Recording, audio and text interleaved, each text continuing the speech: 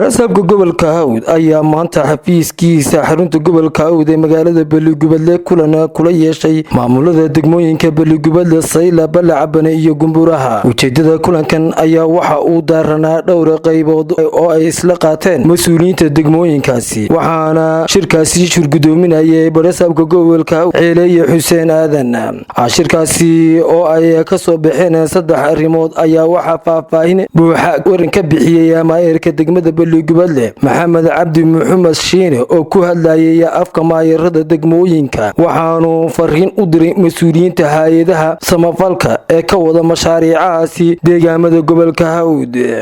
waxa weeyaan maanta dalkeenu xaaladda uu ku jiro waynu ognahay ama ku gadaaman waynu ognahay in nabadgelyada aad loo ilaaliyo. waxa kaloo imika sii kordhaya aroosyo laga dhigayo gobolka oo gaafafinta loo sameeyo la iskugu faanayo hubkii oo qoladii inantu ka soo jeeday iyo qoladii inanku ka soo jeeday aad moodid inuu tartan ka dhaxeeyo hubkan halka lagu tala galay waynu garanaynaa. waxa weeyaan rasaastaasi waxay galaafatay isla bilihiina dhaafay maka inay laba qof ay ku dhintaan aroos saasoo kale uu tartan uga dhaxaynayo. taas waxaanu soo saarnay go'aamadeeda in la joojiyo. waxa dhacda had iyo jeer in xagga Soomaaliland lagala carro xagga Itoobiya loo talaabo. waxaanu wada hadli doonaa qolada Itoobiya cid lagu arko xarig iyo ganaax baa la isku raacin doonaa. wareegtada gudoomiyaha gobolka soo saari doona insha Allah bismillaah kariim. waxaan sayimka ugu sii baaqanaa bulshada ku dhaqan gobolka Hawd inay joojiyaan ilaaliyaan nabadgelyada. rasaastan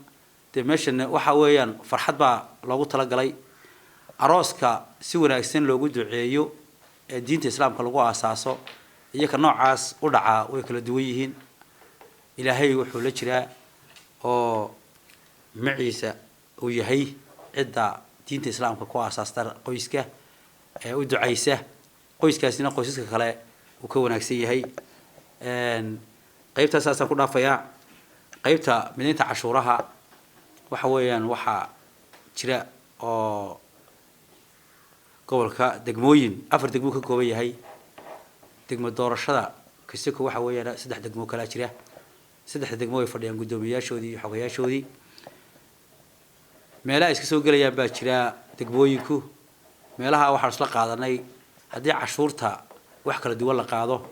dadkiina aan cashuurtii bixinahayn in la mideeyo si cashuurtaas ay u suurta gasho deegaanadiina wax lagu qabto. bulshadana waxaan ugu baaqayaa heer degmo heer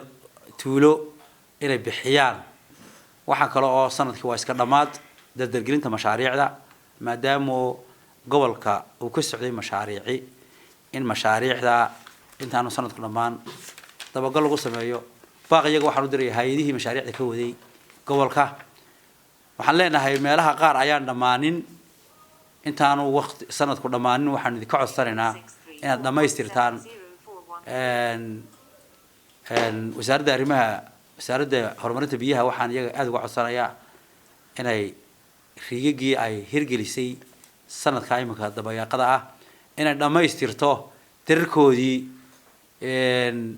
tayeyntoodii iyo biyogelintoodiiba inay dhamaystirto oo ay ku daba gasho maadaama ay dhamaadeen qoladii mashruuca ay siisay inay ku daba gasho oo ay hawsha kala wareegto oo wixii qabyaana ay dhamaystiraan intaan sanadku dhamaan insha Allah bismillaah kariim. dhamaan hay'adaha oo dhan hadday dhaawam tahay iyo hadday barkada tahay iyo hadday tahay rigeegba in hawsha dabagalkeedii anaguna waanu samayn doonaa idinkuna aad soo dirtaan cidii idin qaabilsan insha Allah bismillaah kariim. warasaabku maadaama uu shirkii degmooyinka uu maanta noogu yeedhay sanadkii 2000 iyo maadaama uu gabagabeeyay 23 sidaa uu maayir Shiine sheegay qodobadii ka soo baxay waa ka maayir Shiine akhriyay kulli waanaanu ku midaysanahay. qodobka anigoo ku hadlaya afka xogeyaasha gobolka Hawd qodobka cashuuraha waxa loo baahan yahay dawladnimadu waxay dawlad ku tahay oo nabadgelyada lagaga shaqeeyo horumarinta ku jirta in dadku ay bixiyaan cashuuraha hadday tahay tamaguurtada iyo taguurtadaaba inay bixiyaan ayay ku wanaagsan tahay. cashuurihii baaqday ee 2023 dadku waa inay degdeg iskaga bixiyaan. cashuuraha bilowga 2024 kana 2024 bisha koobaad cashuurihii beeraha si guud loo bilaabaya marka qof kasta degmo kasta ha joogo gobolka hawd meel kasta qof ka joogo waa in cashuurihii dhulka iyo cashuurihii loo diyaar garoobaa beeraha runtii wax isku midana haddii aan loo yidhaha sanadka waanu ku gelaynaa marka waxaanu cod dheer ku gaarsiinaynaa dadka inay cashuurta u diyaar garoobaan kusoo degto guntii iyo gunaanadkii waxaa soo afmeeray gudoomiyaha gobolka hawd ceeleeye xuseen aadan waxaana ka mid ah hadaladiisii shirkayga maanta wuxuu daaranaa oonu ku qabsanay xafiiska gobolka 3 qodob oo lafdhabar u ah horumarka iyo jiritaanka iyo kala dambeynta gobolka qodobka koowaad wuxuu ahaa nabadgelyada adkeynta nabadgelyada qodobka labaadna wuxuu ahaa mideynta cashuuraha qodobka saddexaadna sidii hore loo soo sheegay wuxuu ahaa dardargelinta arrimaha horumarka mashaariicda horumarineed ee gobolka ka socday awalan haddaan ku horeeyo nabadgelyo gobolku waa nabadgelyo dhammaan xaaladda gobolka iyo degmooyinku waa nabadgelyo waxaanu adkeynaynaa in nabadgelyada ilaahay nagu sii simo nagu sii halkaan oo ilaahay nagu garab galo dhammaan waxaan u mahad celinayaa ciidamada kala duwan ee boolisku horeeyaan gobolka hawlgala gudoomiyaasha degmooyinka ee arrinta ayaguna muhiimka gaarkaa siiya shacabka gobolka hawd oo ah shacab nabadgelyada jecel waxa kale oo fariinta ku xoojinayaa arrinta nabadgelyada ee nabadgelyo darrada abuuraysa ee caroosyada aan caroosyada ahayn ee gaafafka iyo bul caroosyada ee waxa iyo wixii lamid ah